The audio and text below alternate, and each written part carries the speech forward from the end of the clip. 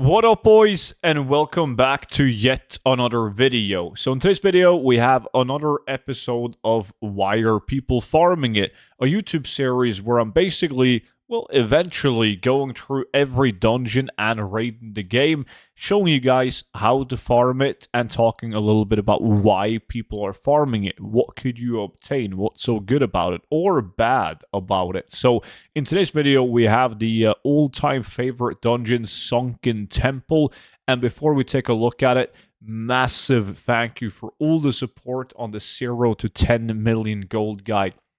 The 0 to 10 million gold guide is a digital guide that you can easily open up on your computer. It features all the best tactics and methods that I personally use in order to achieve hundreds of millions of gold.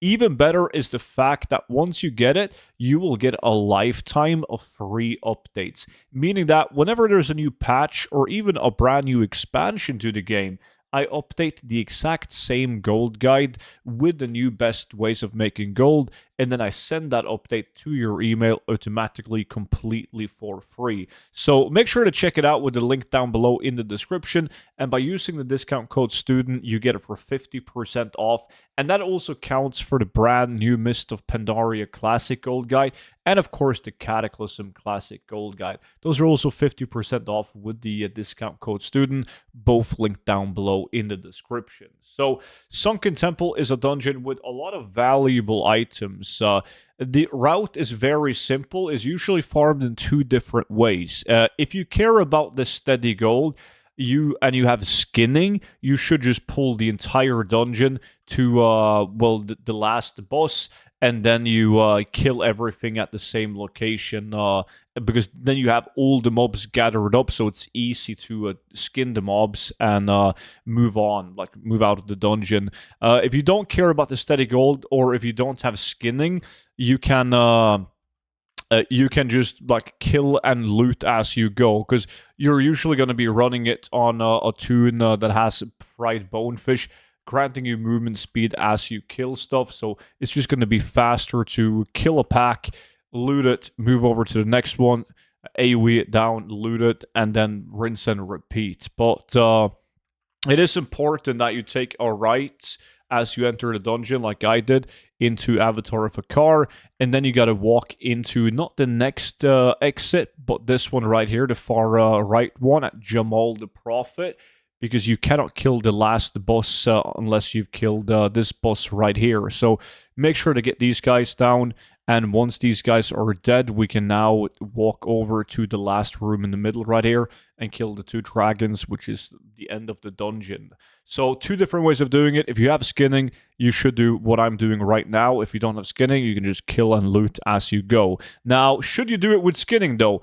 I do think that the majority of the people watching this video should do it with skinning, because the skinning is not bad in this dungeon. Like, you can do 10 runs with skinning in half an hour and make like 10,000 gold, right? So effective farming time 20k with skinning, obviously depending on the current prices on in your region at the time, but that's definitely viable. So I do recommend to do this with skinning, so that you get like at least some form of steady gold, and if you're not lucky enough to get the big items, which we're going to take a look at soon, at least you make some gold from skinning. It is worth mentioning that you get a lot of different letters, and like in the last couple of expansions, Blizzard also added the material Dream Scale back to the game, which you can use. It's a reagent for the Dream Scale breastplate that was reintroduced, so these bad boys right here are finally farmable again. Like back in the days, people had the pattern, but they couldn't get a hold of the material. So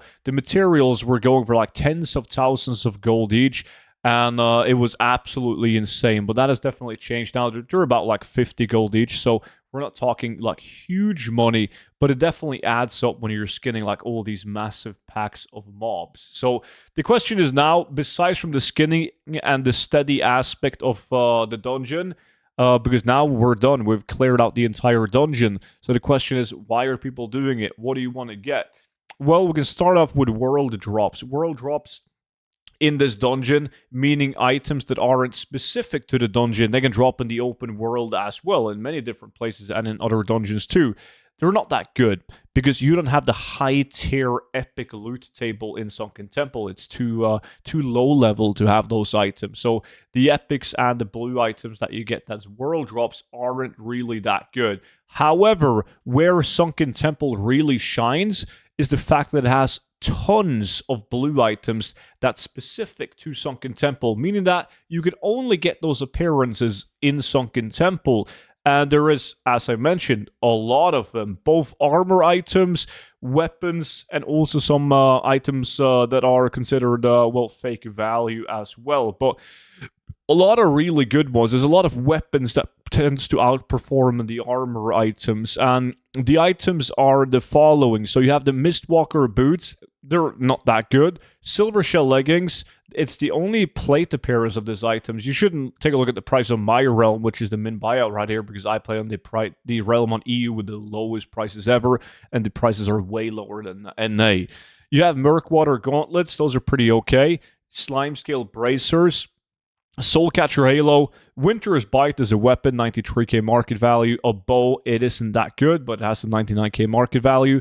Stealth Blade is really good, unique appearance, 200,000 gold market value. Has a reach and sales average of 150,000 gold as well. Very good weapon.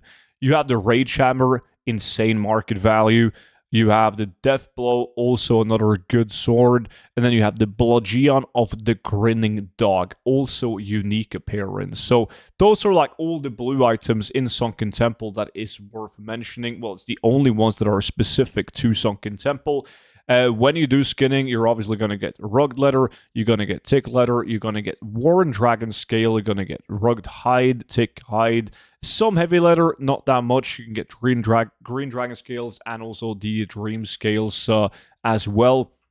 So it's a dungeon that is one of the personal favorite dungeons for me, because at least the weapons that you get out of this dungeon, they're not that hard to get. We're not talking like old demand rarity on the blue items. They're definitely obtainable, and they tend to sell quite good. So really, really like Sunken Temple. I know a lot of my viewers that's been watching me for quite some time also like Sunken Temple due to the fact that they are getting some steady gold as well when they're running it, and they're not only reliant on the RNG of getting the blue items. So that was pretty much what Sunken Temple has to offer, though. If you want to see all the other dungeons and raids in the game, just make sure that you follow or subscribe to my YouTube channel. That way you'll be notified whenever those videos drops. And if you already have the gold guides and you enjoy them, you're definitely going to enjoy the VIP Discord as well.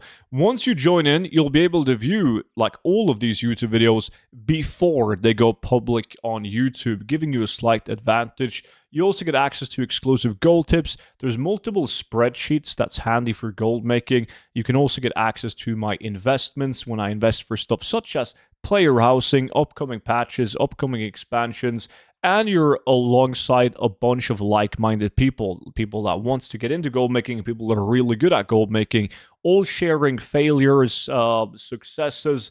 We like to test stuff on the alphas and the betas so that we have like a secret community that is aware of like all the broken farms before it becomes like general knowledge. So also much more. So take a look at that together with the gold guides, link down below in the description. I appreciate you all watching, and I will see you all back in at tomorrow's video. But until then, bye-bye.